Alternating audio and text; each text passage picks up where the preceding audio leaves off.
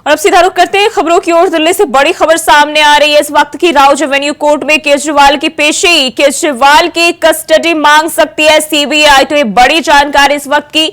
Rouse Avenue court में केजरीवाल की पेशी होने जा रही है और केजरीवाल की कस्टडी सीबीआई आज मांग सकती है। शराब घोटाला केस में केजरीवाल की पेशी होने जा रही है राउज एवेन्यू कोर्ट में। बड़ी जानकारी केजरीवाल को लेकर, दिल्ली के सीएम केजरीवाल को लेकर बड़ी जानकारी सामने आ रही है। राउज एवेन्यू कोर्ट में केजरीवाल की पेशी होने जा रही है और आज सीबीआई कोर्ट से सीएम केजरीवाल की कस्टडी मांग सकती है। तो ये बड़ी जानकारी शराब घोटाला मामले को लेकर।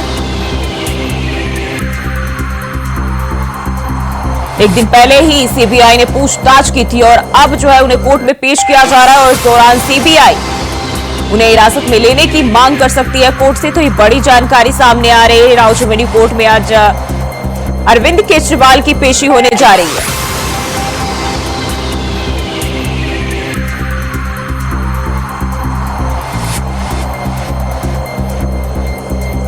तो सीबीआई की ओर से केजरीवाल की कस्टडी मांग की जा सकती है और शराब घोटाला मामले में राउज एवेन्यू कोर्ट में पेशी होने जा रही है। और वहीं बढ़ते आगे, रामपुर में बीजेपी जिलाध्यक्ष के बेटे और पुलिसकर्मियों के बीच गाली गलौज का मामला सामने आया है, जिसका एक्सक्लूसिव वीडियो हमारे हाथ लगा है। बीजेपी जिलाध्यक्ष का बेटा पुलिसकर्मियों को धमकाते हुए कह रहा है कि 1 मिनट में तुम्हारी वर्दी खूंटी पर टंगी मिलेगी।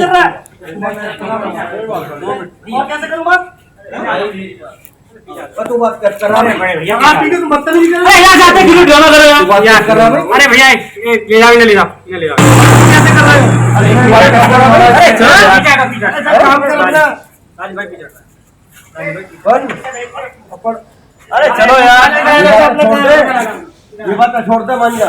उनके में टंगाई जा, ये बात छोड़ दे। अरे क्या हो गया, ये बात छोड़ दे। ये बात छोड़ दे, अभी आ गई ना। ये गाली दे देगा, गाली दे देगा। ओए गाड़ी बढ़ाओ। अरे तुम जा यार।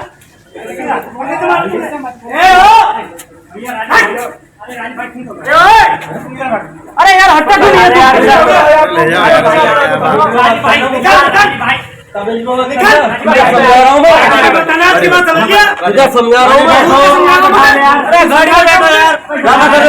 मुझे समझा रहा हूँ मैं, समझा रहा हूँ तुझे। बैठ जा, बैठोगे नहीं बैठोगे? नेता पद बनना तो यार यार 2 मिनट बैठ जा।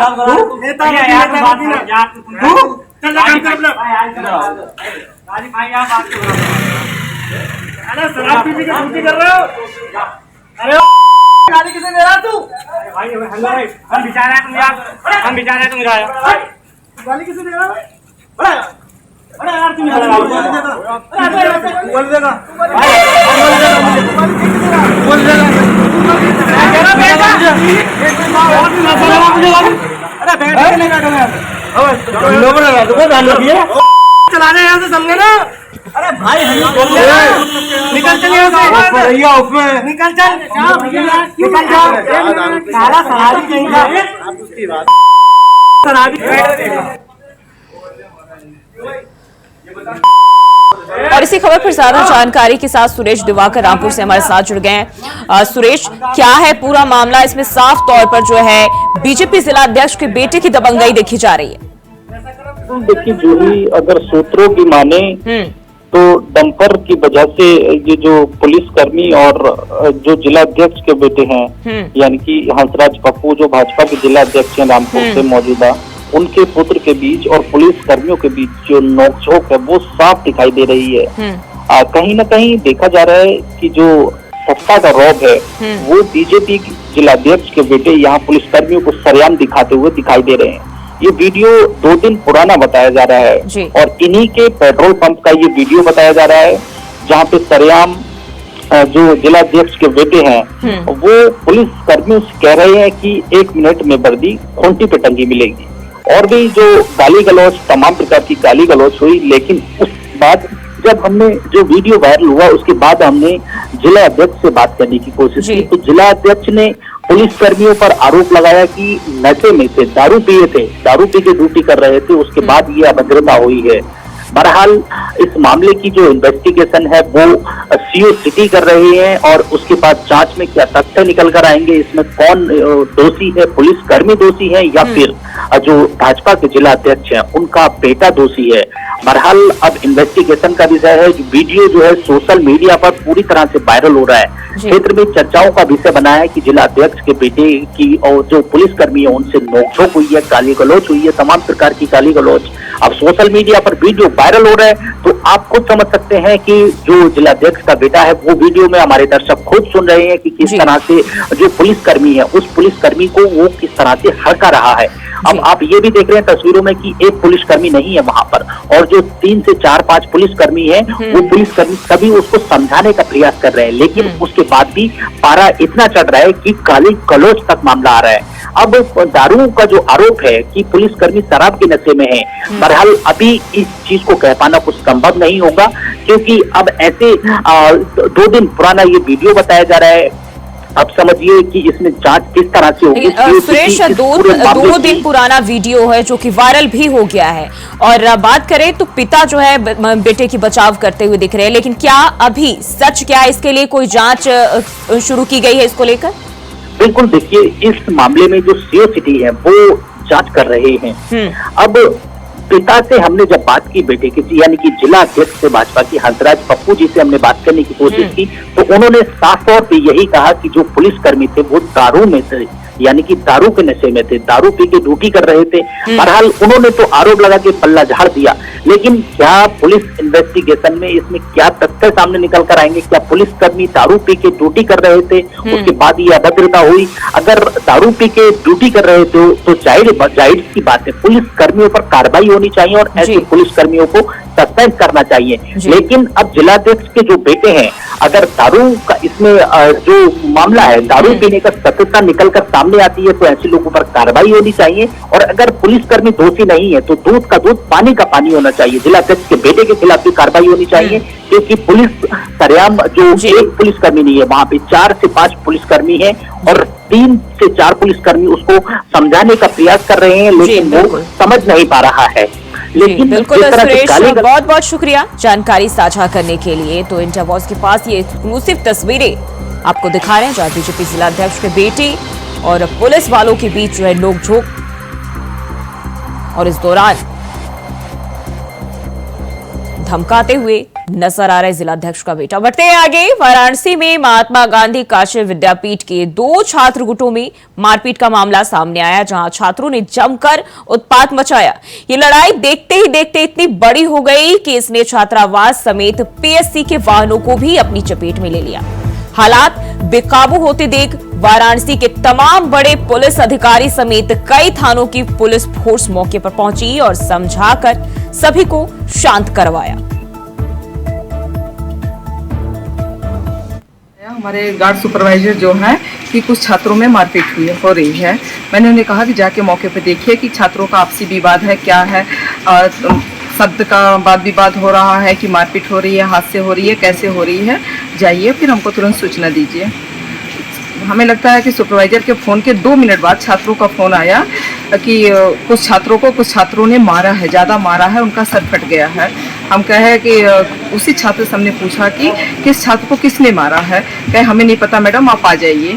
मैंने फिर सुपरवाइजर को फ़ोन मिलाइए कि आप गाड़ी भेजिए, किन छात्रों में मारपीट हो रही है, किसका सर फटा है।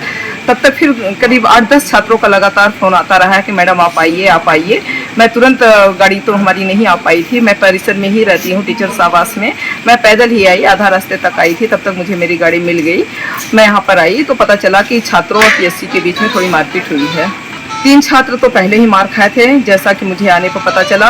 वो छात्र पीएससी के पास मदद मांगने आए थे, पीएससी हमारे परिसर में ही आवासित है, उनके पास वो छात्र मदद मांगने आए थे और पता चला कि वो छात्र मतलब कि कुछ बच्चे कह रहे हैं कि उसमें से 1-2 बाहरी भी हैं और अभी तो जांच चल रही है।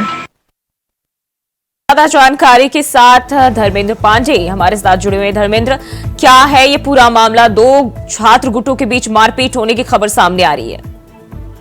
जी बिल्कुल बताते हैं कि महात्मा गांधी काशी विद्यापीठ में देर रात जो है दो छात्र गुटों में आपस में काफी मारपीट हुई। मारपीट इतनी थी कि उस मारपीट के दौरान लगभग 3 छात्र जो है बुरी अवस्था में घायल हुए, उनको निजी अस्पताल में भर्ती कराया गया। मारपीट होने की वजह जो है जिला विश्वविद्यालय प्रशासन से यह पता चला कि गुट जो विश्वविद्यालय नवीन छात्रावास के अंदर जो है छात्र जो कुछ कोई कार्यक्रम कर रहा था, उसी बीच किसी अन्य छात्र के वहां पहुंचने के बाद दो छात्रों के आपस में गुटबाजी में आपस में विवाद हुआ और विवाद इतना बड़ा कि आपस लाठी डंडे चलने शुरू हो गए और एक गुट के द्वारा भाग करके बाहर पीएससी कैंप जो है वहां पर अंदर हुआ, पीएससी कैंप के अंदर जाकर छुपना चाहा, जिसके बाद दूसरे छात्रों ने उस छात्रों को दोबारा मारा और उस बीच जो है बीएससी के तमाम ऐसे वाहन रोड पर खड़े थे जिनको क्षतिग्रस्त किया, तोड़फोड़ किया गया। उस बीच बीएससी के जवानों और छात्रों में भी काफी झड़प हुई, लाठियां भी चली, जिसके बाद हालात बिगड़ते थे। विश्वविद्यालय प्रशासन वहां मौके पहुंचा और जिला प्रशासन के अलावा तमाम थानों की फोर्स पहुंची और एसएसपी डीएम तमाम ऐसे जो है अधिकारी वहां पहुंचे देर रात तक मामले को शांत कराया। अभी भी जो है सुरक्षा के कारणों के मद्देनजर पूरे विश्वविद्यालय में जिला प्रशासन की पुलिस भी मौजूद है। धर्मेंद्र, अगर हम बात करें जिन छात्रों को पीटा गया है, जो घायल हुए हैं, उनकी अभी क्या हालत बताई जा रही है? आपको बता दें 3 छात्र ऐसे हैं जिनको घायल हुए हैं, जिनको चोटें काफी गंभीर चोटें लगी हैं, तीनों अस्पताल में भर्ती हैं, अभी इलाज चल रहा है। वहीं मारपीट के दौरान जो है विद्यालय छात्रों का यह कहना था कि यह जो छात्र जो है कहीं न कहीं से बाहर से छात्र जो अराजक करते थे, जो छात्रावास के अंदर घुसे और घुस करके जो है आपस में विवाद घास नहीं हुई और विवाद इतना बड़ा लाठी डंडा चलना शुरू हो गया। उस बीच पीएससी के तमाम जवानों के द्वारा भी बवाल कटा और तमाम खिलाड़ियों को क्षतिग्रस्त किया गया। और अभी हम बात करें तो सुरक्षा व्यवस्था को लेकर किस तरीके से देखी जा रही, साथ ही इस मामले को लेकर जो कानून प्रशासन की ओर से क्या कहे गए हैं? जी लगातार सुरक्षा व्यवस्था देर रात का यह घटना है, आज सुबह की शुरुआत है, इसलिए विश्वविद्यालय प्रशासन में तमाम वाराणसी की पुलिस जो चौकन्ना है, तमाम थाने की फोर्स जो है वहाँ एहतियातन लगा दी गई है। और दूसरी ओर अधिकारियों का यह कहना है तमाम मामले को जो है छानबीन की जा रही है, वीडियो फुटेज निकाले जा रहे हैं और जो भी घटना में संलिप्त हो गए उनके खिलाफ बड़ी कार्रवाई की जाएगी।